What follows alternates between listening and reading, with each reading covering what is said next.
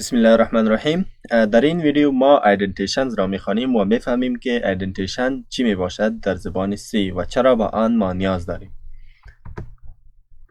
Why indentation matters؟ چرا ایدنتیشنز و یا هم از ایدنتیشن باید ما کار بگیریم، چی ضرورت داره و چرا در استعمال نشدن آن مشکل داشته میباشیم.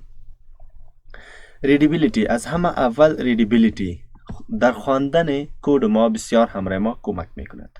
ایرر دیتکشن برای همراه ما کمک میکند تا وقتی که در یک قسمتی از کوچک کد ما غلط باشد، پس برای ما به آسانی ما میتوانیم آن غلطی کد خود را ما توسط همین ایدنتیشن اگر ما استفاده کرده باشیم پس با راحتی آن ایرر را ما حل کرده می توانیم. و کلابوریشن به این معنی که ما همراهش بسیار یک صمیمانه پیش رفته می توانیم. syntax rules for indentations، چه قسم syntax داشته باشیم؟ باید ببینین از همه اول باید ما بفهمیم که وقتی یک کد را نوشته می کنیم باید کد منظم باشد. پس همین منظم بودن آن و یا هم یک نمای زیبای آن را ما ایدنتیشن میگیم و آن رول هایش عبارت از بریس پلیسمنت می باشد، سپیسینگ می باشد، الاینینگ می باشد و همچنان کامنتس می باشد. وقتی ما کد خود نوشته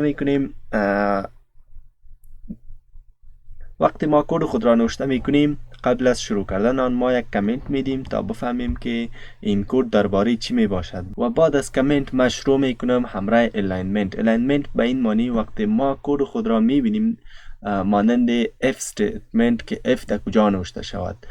اگر ما فانکشن مین را نوشته میکنم باید از کجا شروع شود، از دست چپ یک تیپ باشد، دو تیپ باشد، سه تیپ، اکثرا 4 می باشد، 4 سپیس می باشد، ولی میتونیم تغییرش بدیم برای خود.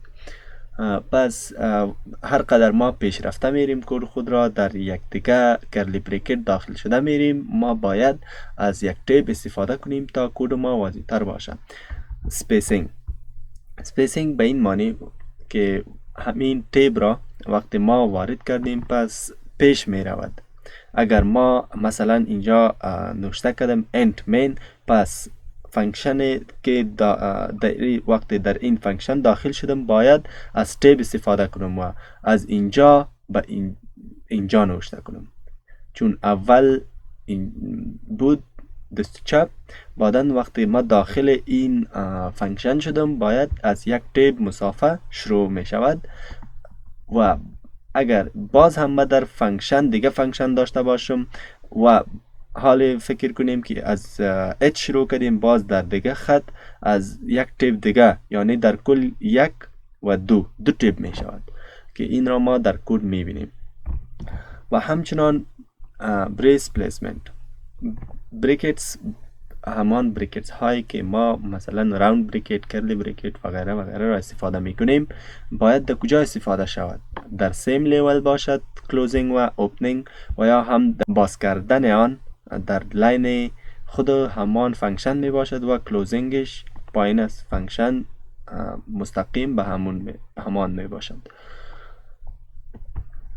ما چندین نوع استایلز داریم در نوشتن کد خود، مانند المنت استایل داریم، کی اند آر استایل داریم و همچنان جی ان یو استایل داریم. میریم به کد و تا اونجا واضح تر باشد برای ما. از همه اول جی ان یو استایل را میخوانیم. جی ان یو استایل وقتی ما یک فانکشن را نوشته میکنیم و بعد از فانکشن مستقیم در همان خط کرلی بریکتش را میدیم، ولی اگر در بین دیگه فانکشن ها باشه مثلا اف استیتمنت و یا هم دیگه پرینت و غیره باشد پس کرلی بریکت آن از او شروع نمی شود، پس این می باشد جی ان یو. ولی کی ان آر همش پایین می باشد، چی فانکشن باشد چی دیگه فانکشن ها باشه همش به همین ترتیب در دیگه خطا می باشد. و وقتی ما میگیم که المن ستایل، بعدن همه جا ما شروع کرلی بریکت را با همان فانکشن میکنیم. هر جا ما فانکشن داشته باشیم شروعش با همان خط می باشد. این قسم. پس این بود بعضی از طریقای استایل بریکت نوشتن. ما همچنان IDE همراه ما کمک میکند تا ما فرمت کنیم و میتوانیم فرمت کنیم توسط یکی از خود فرمت، اگر ما اینجا اکستنشنش را انستال کرده باشیم. و همچنان میبینیم که خود کامپایلر از این فرمت استفاده میکند، از KNR، همش در خطهای جداگانه می باشد. ما میتوانیم در ستینگ آن را تغییر بدیم. این بود Common Indentation Styles و حالی Benefits of Indentation را میخوانیم. در کد ما افیشنسی میدهد، ریدیبل میکند. همچنان ما میتوانیم بسیار از وقت خود را تلف نکنیم تا اگر خط به خط بپالیم و کد غلطی خود را پیدا کنیم و غیره و غیره. پس اگر ما از ایندنتیشن استفاده کنیم، ما بسیار وقت خود را تلف نمی کنیم به پیدا کردن ارر و یا هم خواندن کد. همچنان یک نوعی از فهم می دهد. وقتی هر قدر کد ما منظم باشد ما می فهمیم چی نوشته شده است. و کنسیستنسی که امپروو می کند کلیبریشن را و اسکیلبیلیتی ما را بالا می برد. پراپر ایدنتیشنز به این معنی که ما در کجا بسیار استفاده کرده می توانیم این ایدنتیشن ها را و بسیار مفید بخش می باشد برای ما. پس عبارت از استراکچر می باشد که آنجا ما چه قسم دیتای خود را استراکچر کنیم.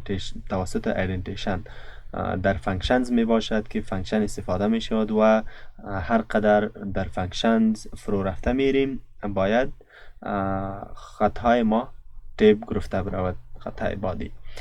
همچنان در لوپس و یا هم کندیشنز اما از ایدنتیشن کار میگیریم چون نیاز داریم با آن تا کد ما برای ما واضح تر باشد.